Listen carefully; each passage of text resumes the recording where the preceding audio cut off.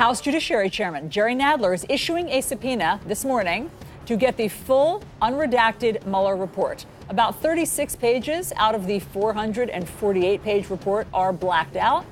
The highly anticipated report says it did not find sufficient evidence to charge the president with criminal conspiracy following the Department of Justice rules. And that means the president and his team, Mueller found, did not actively work with the Russians to interfere in the 2016 elections. Now the not so good news. Mueller laid out at least 10 episodes of potential obstruction by President Trump, but he did not make a determination to bring a case, leaving that instead to Congress, apparently. Gentlemen, good to see you both. Good morning, Chris. So let's start general, and we'll get into more specific. Main takeaway from this report. Congressman Jordan, I'll start with you, and you guys answer as you like. 19 lawyers, most of them Democrat, out to get the president, 40 FBI agents, 500 witnesses, 2,800 subpoenas. And what was their conclusion? No new indictments, no sealed indictments, no collusion, no obstruction. The Trump campaign and the Trump administration completely complied with everything, and they didn't exercise any type of executive privilege. So I think it is pretty darn definitive when we look at the full thing and we look at the conclusions. Now, Congressman Meadows, go ahead. And I think probably the biggest thing is for 2 years the American people have viewed your show, other shows, and what they've looked at is there was supposedly this big collusion narrative out there, and that was dispelled not only a few weeks ago, but again yesterday, where we know that indeed that the president, his administration, did not collude and coordinate with the Russian interference in our election. I think we know half of that. So let's start to unpack this stuff. And obviously, we're trying to do a service. We got to figure out what to do with this information and how to act on it, what it matters to Congress. We'll see. But let's just be a little careful. The American people want to move on. Well, the American people want to move on. I think That's people clear. want clarity, and that's how you move on. The way you move on is by we getting had clarity. 448. We had 448 pages of clarity in the last few days. We got them yesterday. So have you read all of them?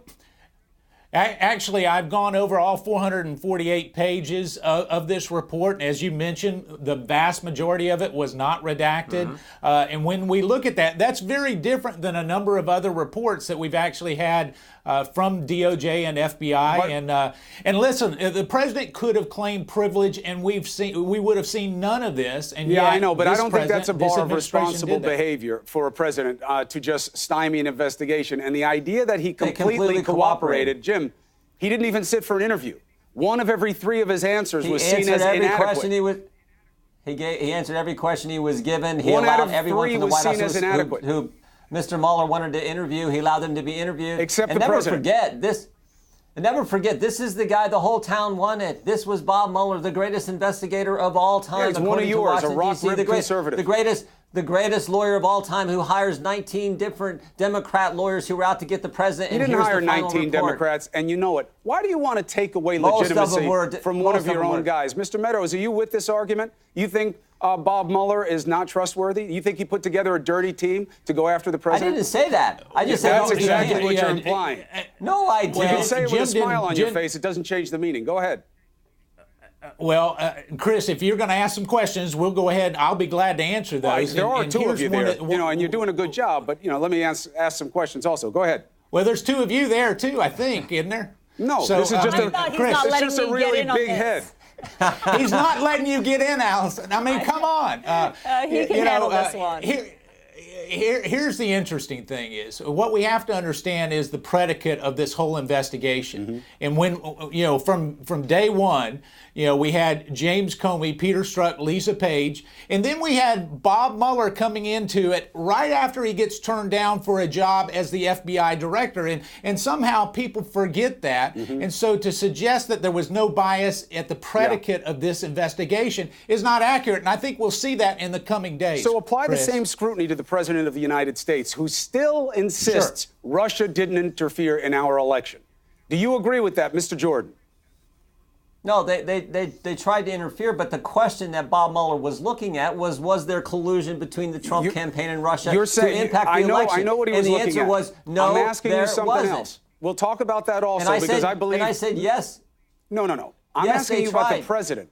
The president denies. So, are you okay with that? Well, so what the president has said is that it didn't affect the outcome, and I would agree with that. No, that's not what he has said, Mr. Meadows. With all due respect, Chris, that's not what he has said. With all due respect, I talk to him almost every day. I promise you. Then that's what he says. Then why did he stand at Helsinki and say that he didn't know why it would have been Putin and Russia? Is this an interview where I get to answer the question, Chris? Well, but not if you're going to BS me on the answer when I ask you a straight question. Listen, I don't BS. I promise you, the only person that BS's occasionally is this network, and let's be clear about it. Because the Mueller report didn't bear out the reporting. Well, the Mueller report didn't bear out the collusion reporting, the obstruction reporting that seemed. Adam Schiff came on each and every day. You need to hold him accountable as well, because here he comes on and says he's got all this evidence that supposedly no one has seen. The vast majority of it has been reported on already, Chris. You know that. You covered this extensively. And yet here we are, knowing that there was no collusion. There was collusion. And in that, there was no collusion between the Trump campaign and coordination between the Russians. And it's not just the Russians. You're confusing two things. No, sir, I'm not. Okay, what two things am I? From the report. I can cite it to you chapter and verse. There was no case to be made for criminal conspiracy. There was no proof that our president or his campaign coordinated with Russians in order to interfere. That's the point you're making. Chris, for 2 years you talk. No, for 2 years you talk about collusion, interchangeable with conspiracy, never. And now you're trying to change. Yes, you Jim, did. The whole network. I never that's have. What you've done. Jim, yes, you have. I never have. Never. Adam, and you know as Mark just pointed out, Adam Schiff come on your show and talked about collusion for the last 2 years, and they didn't find it. They didn't find coordination, conspiracy, or collusion. They did not find that. What they found is multiple times the Trump campaign there were opportunities. They dangled the forbidden fruit in front of them multiple times, and they didn't bite. That's what they found. And they sought the fruit. They just didn't find it. No, you know who bought? You know who bid on this thing? The people who bid on this thing were the top people at the FBI. James Comey, Andy McCabe, Jim Baker, Lisa Page, Peter Strzok. They bid on the dossier, which was false, which was never true, and they used that dossier to go to a secret court to get a warrant to go spy on the Trump campaign. Didn't tell the court that the Clinton campaigned for. That's who bid on something, and that is what we really need to investigate, You can't read this report and believe that they just went off the dossier. You can argue it, but you can't. And Mr. Meadows, just to be clear, I'm not trying to be disrespectful. I'm trying to be clear. I love having you guys on. And I'm not either, Chris. I want every opportunity for you to come on. Jim can tell you I invite you guys on all the time. I get you have a problem with CNN.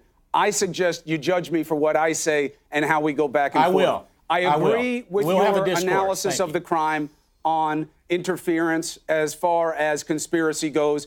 I think Mr. Mueller was pretty clear. I don't like that Mr. Barr only used half the sentence, saying that you didn't find coordination, but he didn't add the part of the sentence saying that the campaign did expect to benefit from Russia's efforts. I think that matters.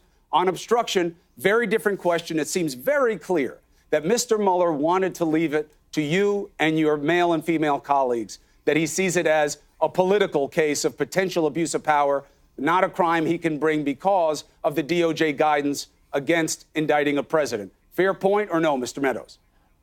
Well, that's part of a fair point, and I'll give it back to you. That is part of the report, and if you look at the second part of the 448 pages that is out there, it also laid out that based on the merits of the case, that there was ambiguity. And so it's not just the constitutional question, but that's one of the things that should be kicked to Congress. Should we change the way that we look at obstruction? Should we change the presidential powers as we go into this? And so it's more of a legislative question. Now, everybody wants to talk about Attorney General Barr and his political bias. I think it's highly inappropriate for Bob Mueller to suggest impeachment in coded words within his particular findings, because he's there for one thing, is to prosecute and indict, and he did neither of those two things. And it is very unusual for a prosecutor to use the word exonerate. Prosecutors aren't in the business of finding you innocent. They have to make a call. Either they prosecute or they don't. We all agree.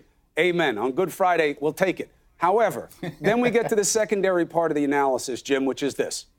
There was a lot of wrongdoing that went on here, not crimes. But, you know, Jim, I know you better than I know you, Mr. Meadows. But I know you both as men who believe very deeply in the integrity of your service. And that's something we have to maintain. And I think it is pretty clear in this report, this campaign did not maintain the standard of integrity we should expect. They sought opportunities where they should not have. Whether they were successful or not, I think is secondary. And they lied to us a lot about the same things, Jim. And I can't believe it doesn't bother you. Or it shouldn't. Well, I'll tell you what bothers me. Look, I'll tell you what bothers me is how this whole thing started. The false premise, the faulty foundation. Why doesn't that bother you? So why do you care about one and not the other?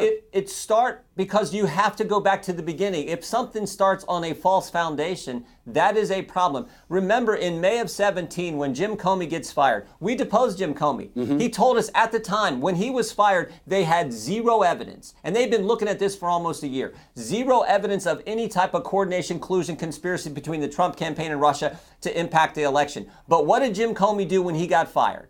He leaked memos that he wrote to the New York Times for what? To manufacture the need for a special counsel. That's what we have to go back and look. And it was all based on But why can't you do both? I am not rejecting your premise. I am not arguing back at you about Comey. I'm not, but I'm saying this other stuff matters also.